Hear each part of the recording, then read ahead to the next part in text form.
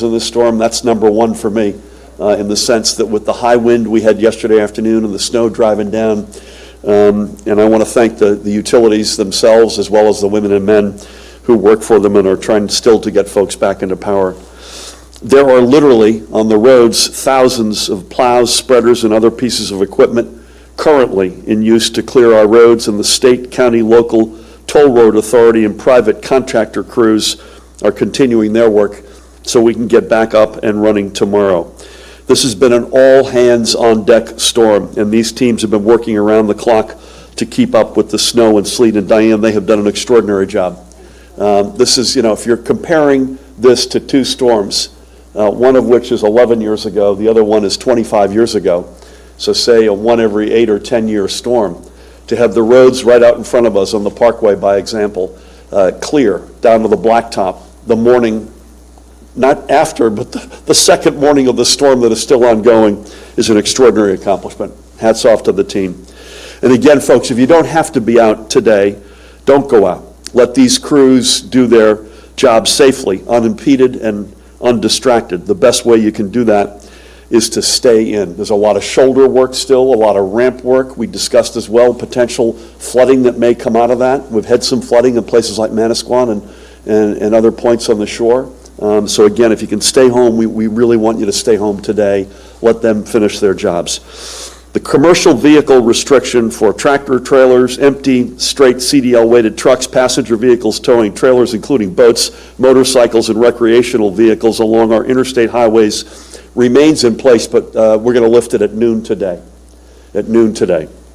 And a reminder that this restriction does not apply and has not applied to the Turnpike, Parkway, or Atlantic City Expressway. Storm-wide, Pat, you'll give some more color on this. New Jersey State Troopers, again, have done an extraordinary job, as have all of our first responders. Troopers have attended to 743 accidents and responded to 1,362 motorist aids calls, and there have certainly been many other similar calls to local responders, and we thank not just the troopers, but the DOT team and all of our first responders who spent the storm on the job. Diane reminds me in the non-Parkway, non-Turnpike highways that they're responsible for, they had another 382 motorist aid calls, and on the Turnpike and Parkway another 1,122. So you add all that up, that gets to about 2,500 or more motorist aid calls since this storm started. Diane will give us the situation on our roads for current road conditions. Your fastest resources will be to find the NJDOT on Facebook, on Twitter at New Jersey DOT, and at 511nj.org, 511nj.org. But again, even as the storm moves away, please don't yet venture out onto the roads unless you have to, unless you absolutely have to. Let the crews complete their jobs. NJ Transit rail and bus service is starting back up. Most services in South Jersey are now back and operational. Things are going to take a little bit more time getting back to normal in Central and North Jersey due to the snow totals. The Northeast Corridor, North Jersey Coast, and Raritan Valley lines returned to service at 9 a.m. on what they call a Level 2 severe weather schedule, and the Atlantic City rail line continues to operate on a weekday schedule. All other rail lines remain suspended until further notice as weather conditions permit. The Hudson-Bergen Light Rail is operating on a weekend schedule, and the River Line is operating on a Sunday schedule. The Newark Light Rail is expected to return to service sometime this afternoon. Bus lines in Central and North Jersey will remain suspended until further notice as road conditions permit. NJ Transit continues to work closely with local and county agencies to coordinate with their snow removal schedules. Access Link services are operational in Region 3 in South Jersey, but remain suspended until further notice in all other regions in Central and North Jersey, dependent upon local road conditions. NJ Transit will offer system-wide cross-honoring today, meaning your transit ticket or pass will be good on any mode of NJ Transit service, including private carrier buses and PATH service at Hoboken and 33rd Street in New York City. PATH service in Newark remains suspended and will not be available for NJ Transit customers. NJ Transit will continue to provide updates throughout the day, and I encourage you to visit them at njtransit.com or on Facebook and Twitter at njtransit. And again, we are incredibly grateful for the efforts of everyone on our roads and along our rails who worked throughout the storm. Each of our vaccine mega sites is closed again today due to the weather. Anyone with an appointment for these sites has received a call, an email, or text from the operating partner at that site to be rescheduled. While the vaccination call center remains open, operators will not be scheduling appointments yet until the storm's impact is assessed. That number is 855-568-0545, 855-568-0545. I say not yet on scheduling appointments. I think they want to get to that as soon as they can. And again, please bear with them. And as you begin to dig out and help your neighbors, if there's a fire hydrant near your house, do your part, keep it accessible, remove any snow and ice so firefighters can access it in an emergency. If you happen to see a downed line, and we haven't had many of them, Joe, don't go near it, call it in. If you have a power outage in your own home, don't assume somebody else is calling that in for you. Please call it in. Also, please remember to keep social distances and wear a face mask. We are still facing the pandemic, and today we are announcing another 3,367 positive tests, and with the heaviest of hearts, the loss of another 71 newly confirmed brothers and sisters from our New Jersey family. As of this morning, we're reporting a total of currently administered 824,028 vaccinations. That splits largely. Most of them are first dose, but the second dose number is climbing. Again, 824,028. And again, those scheduled for vaccinations today at our mega sites have been contacted and rescheduled. If you schedule a vaccination at another site, please check in with that site. Our hospitals are currently treating 2,892 COVID patients with 516 ICU beds occupied, 366 ventilators currently in use. Each of those numbers, importantly, and those are the ones that we have to watch like a hawk, continue slowly but surely to head down. Absent what impact these various variants may have, that is very, very good news. And obviously we're watching the whole scene, especially the variants, like a hawk. And in the midst of the storm yesterday, 254 live patients were discharged, while 297 COVID positive patients were admitted to our hospitals. Again, back to the storm. This is going to be finally exiting our region across the day and into this evening. And just because the snow may be letting up, please just stay in. Stay safe and stay warm. Let the road crews, power crews, and first responders head the roads to themselves. Further updates as well as preparedness information are all available online at ready.nj.gov. Ready.nj.gov, I think that's the best place to get an all-encompassing sense of what's going on. Or you could go to the Office Pat of Emergency Management's Facebook page and on Twitter at ReadyNJ, at ReadyNJ. Information from a variety of official channels is also being retweeted on the State of New Jersey Twitter at NJGov. With that, it is my pleasure to introduce our host, the Commissioner of the Department of Transportation. She and her team have done an extraordinary job over the past 48 hours, as they always do. Diane Gutierrez-Scacchetti. Diane? Thanks, Bill. Good morning, everyone. First and foremost, I would like to thank all the New Jerseyans who cooperated with us over the last 36 hours by staying off the roads and letting our teams do their jobs. It has been an extraordinary help, and it is what allows you to look out the window and see Blacktop this morning. Again, as the governor mentioned, we ask you to continue to limit travel. We still have work to do. We're clearing shoulders, we're pushing back ramp areas, we're trying to make sure that the road dries, right? So that's the next part of our operation here. And we want to make sure we do that safely. So to the extent you don't have to be out, please don't. I do want to give a shout out to all of our crews and all of our contractor partners at the DOT, the New Jersey Turnpike Authority, South Jersey Transportation Authority, New Jersey Transit. I had a reporter ask me last night, well, how do they do this? Like, how do they gear up for this? They don't. They're well-trained in long-duration storms, and they fight snow 1 inch at a time, just as it's falling, and they do it until they can see that road. They take great, great pride in being able to make sure New Jersey moves. So while the storm is still with us and you can see Blacktop, the roads are still slippery. So if you have to go out, we ask you to exercise extreme caution. What does that mean? It means if you're on the highways, if you see a state trooper servicing a vehicle, helping a disabled, please slow down, and if it's safe, please move over. We want to make sure everybody goes home every night. Please obey the posted speed limit. When we left here yesterday, I think I saw about 7 incidents between here and interchange 7A, all single vehicles, all spinouts. Just because you can't see snow doesn't mean there isn't ice. So please, I ask you, whether it's our safety service patrols on the highways or Colonel Callahan's Women and Men of New Jersey State Police, we want everyone to go home every night. We will begin to relax our towing assets and allow them to get back to their normal day-to-day work.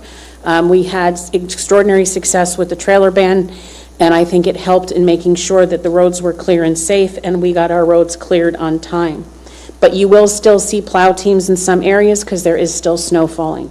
Please try not to pass the plow team convoy.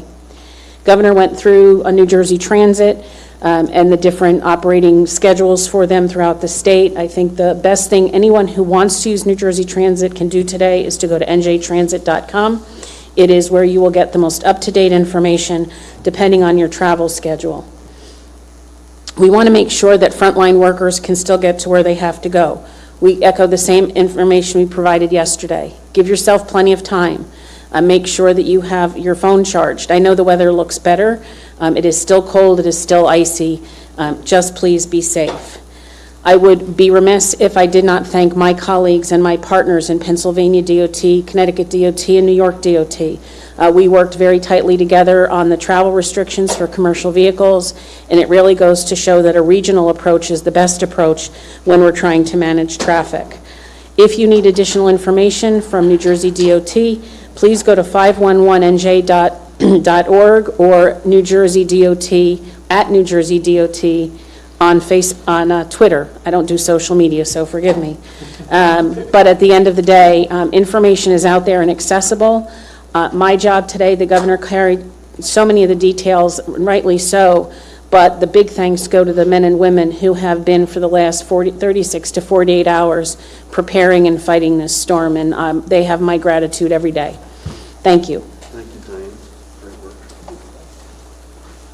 Thank you, Diane. To you and your colleagues, many of them are standing in this room with us, guys. Great job to each and every one of you, and for the literally thousands out on the roads. Extraordinary job. With that, speaking of extraordinary job, please help me welcome the Superintendent of the State Police, Colonel Pat Callahan. Governor. Good morning, everybody. And I'll just start off where Commissioner Gutierrez-Gichetti left off with a thanks. When you see that State Emergency Operations Center get cranked up and activated, that's Board of Public Utilities, it's DEP, it's Transit, it's DOT, it's Health, it's Human Services, and it's that partnership and those relationships that we build on those blue sky days that we talk about, and to watch that come together once again in order to make sure that we keep the citizens in New Jersey safe. It's just a tremendous source of pride for me, personally and professionally. To the governor's point, I think this storm may rank as maybe one of the top 5. We still have to get some certifications with National Weather Service. I think it's second to the 96 storm and ahead of the 03, 2010, and 2016. So a monumental storm by all accounts. We did have the county OEM call this morning with our state emergency management partners. National Weather Service did confirm that we're through the teeth of it, but this is still going to last probably into the evening hours with some additional, maybe an inch or two of snow. So still need to proceed with caution out there. And I'll just close on a non-storm related matter with regard to U.S. Capitol Police Officer Brian Sicknick, who was lost in the battle at the Capitol. The state police had the honor of escorting his family down to Washington, D.C. today in coordination with the Delaware State Police and the Maryland State Police. I know elected officials, they say it's lying in state. For non-elected, they say lying in honor, and Brian will lie in honor starting tonight at 9:30 at the Capitol, and that will continue tomorrow. So the state police is humbled and honored to be a part of honoring his phenomenal life as a family member from New Jersey. Thank you. Thank you, Pat, to you and your colleagues for, again, extraordinary work, in your case, extraordinary leadership, and God bless Brian Sicknick, South River guy, Middlesex County, where we are right now, former member of the New Jersey National Guard, and obviously a member of the Capitol Police. God rest his soul, and please keep his family in your prayers. So as I said at the outset, surprise number one for me, pleasant surprise in this case. I think we had the storm about right in terms of scope. The forecasters, National Weather Service, did a really good job, I think, on this one. Our team did a great job sort of getting their arms around the parameters of this. Joe would be the first one to say this. I think the big positive surprise is the lack of more power outages. Now, we're not out of the woods yet, so this storm has still got many hours left in it, but the winds are clearly not today what they were yesterday. So I think you said we had 1,980 out as we were walking down here. Hats off to the crews, the women and men, to the power companies themselves, and especially, Joe, to you and your colleagues at the Board of Public Utilities. Please help me welcome President Joe Fiordaliso. Thank you, Governor. And I would just like to repeat what you said. Thank you to the utilities and those people who are out there every day. The snow is not a deterrent to getting up there and getting people back online. It's the wind that creates the problem. And I think part of the reason why we have so many, or a low number of people out, is because of the fact that the wind was not as severe in many parts of the state as predicted, number one. And number two, the snow was lighter. It wasn't a wet snow. So not being a wet snow also contributed to fewer outages, which of course we're thrilled about. The utilities were ready. They were able to get 2 outages quickly because of the lack of wind. And so I think the top number we had out at any one time, statewide, was about 5,000. So we are very, very pleased. I'm very pleased and gratified that more of our citizens were not without power for any length of time. We certainly don't want anybody sitting in their home freezing during this kind of event. And again, just to reiterate what the governor indicated, please don't go if there is a down wire, don't go by it. If you do lose power, call your utility immediately to let them know that you have lost power. Don't assume your neighbor's going to do it. And hopefully we will get through this, again, with the minimum amount of outages and a situation that I have to say, along with the governor, pleasantly surprised me. 24 hours before a storm, whether it's a heavy rainstorm or a snowstorm or any nor'easter, for about 24 hours before I sit there and hold my breath, because I think that we're going to have a lot of outages. But today, let's keep our fingers crossed that it continues. I think we dodged a bullet. So thank you. Amen. And Pat, you would want me to say, if folks are out and they've got nowhere else to turn, call 211 to find the nearest warming center to where you live. And I know you spent a lot of time with the 211 team yesterday, so thank you for that. Joe, thank you for everything. Hats off. Last but certainly not least, the Director of the Office of Homeland Security and Preparedness to tell us about anything updated on critical infrastructure, cyber matters, or other. Please help me welcome Jared Maples. Thank you, Governor, and good morning. We've remained in constant contact with our critical infrastructure partners through the duration of the storm, and at this time there are no major issues reported. We're going to keep our private sector portal open at the State Emergency Operations Center until the activation completes. which hopefully will be in the sooner than later. As far as maintaining vigilance, we want to make sure we highlight again, always, we're concerned with domestic extremism specifically. We ask the public to be engaged, be aware of your surroundings, report suspicious activity. That does become important to us, stopping potential, but it is worth to note that there is no specific or credible threat at this time. One other piece, and I think it's particularly noteworthy now, and the Colonel talked about Officer Sicknick. We're also obviously aware and have been briefed on the FBI Miami incident that happened this morning. Terrible tragedy. Several agents involved in that shooting and are hurt, and unfortunately several have been killed. We're keeping them in our prayers and our thoughts, and we have offered to senior FBI leadership any support and assistance that they possibly need that we can offer from New Jersey. Finally, as you're looking through from the public at all the updates that are coming in on weather, on COVID, on vaccinations, on testing, all these other incidents that are happening, we do see upticks with storms, any of these surges that you see. We see upticks and people trying to take advantage, whether it be fraudulently through criminal acts or potentially to cause other unrest. Please think critically when you get updates. Seek information from proper resources, proper media, the government channels that we have available to you. Think critically when those links come in, when those updates come in. It is never more important than in other emergencies like this, as the governor's often fond of saying, don't take our eye off the ball in the other areas while an incident like a snowstorm is happening. And the final thing I'll say, and it's probably something you don't hear a Homeland Security Director say an awful lot, there's been a lot of tension, there's been a lot of hate out there the last several weeks in particular, but there's also been a lot of hope and love. And that's the part that Homeland Security Directors don't often say, but it's important now. So this is the time to help your neighbors. Go shovel their sidewalks. Make sure the fire hydrants are clear. This is the time that we as Americans and certainly as New Jerseyans come together, not apart. Regardless of tension, regardless of the issues, please do help your neighbor, your friends, your family. Be there for them. I implore you. So with that said, I'll turn it back over to the Governor. Thank you. I love that last theme. And amen to that. This is a moment, and no state does it like ours. It's a moment to come together. God bless the agents, the FBI agents, and we have a very, led by Jared's relationship, but we all share a very strong and deep relationship with the Bureau, and they've been incredibly good partners to us. Certainly I can say during my time as governor, so they're in our prayers.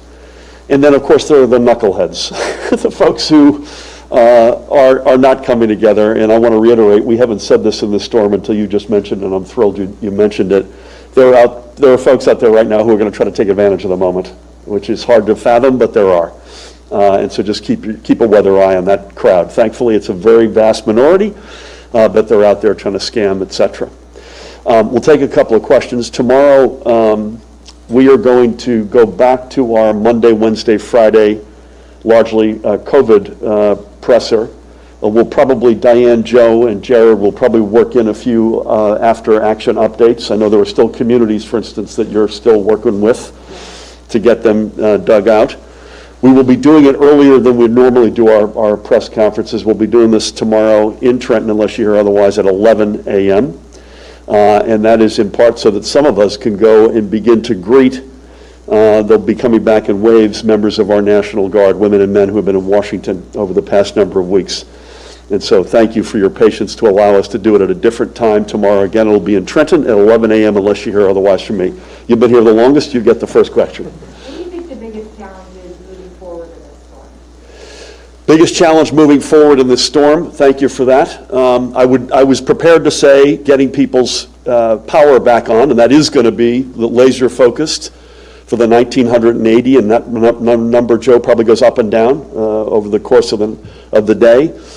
I think keeping people off the road so that they don't feel like they're spiking the football too early, because Diane and her team needs to have full access. I mentioned, we had this conversation upstairs, ramps, shoulders. Their first job is to make a road passable, then get it down to blacktop, then widen the road back out to its safe width. I'd say that's our biggest challenge right now. And they've done an extraordinary job, and they will continue to do that. But I'd love to ask people to resist the temptation, stay home, let them finish that out, and hopefully tomorrow we can get back to some semblance of normalcy. Thank you. Please. Governor Murphy, good morning. Good morning. It was done on your side. We haven't met yet, but thank you for allowing the Nice to meet you. Likewise. We just want Happy to take them, it'll depend on the question, of course. off topic, if you will. So we did a Zoom yesterday with a Facebook group. With what? A Facebook group of 200 people in New Jersey who have not had their unemployment benefits.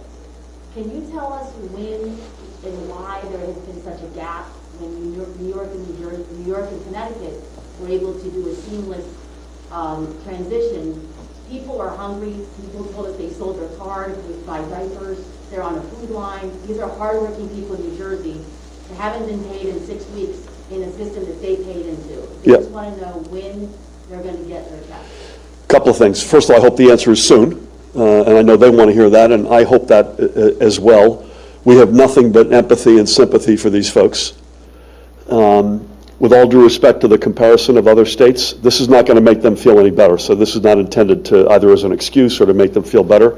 I'd put our record up against any state right now, either the past year during the crisis, the COVID crisis, or as a general matter.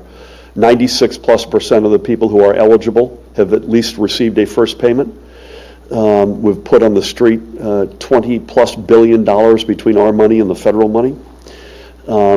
It is almost always the case, unless there's some sort of a system breakdown of which I'm not aware, and Dan Bryan is here who will follow up with you to find out any specific reason for this cohort.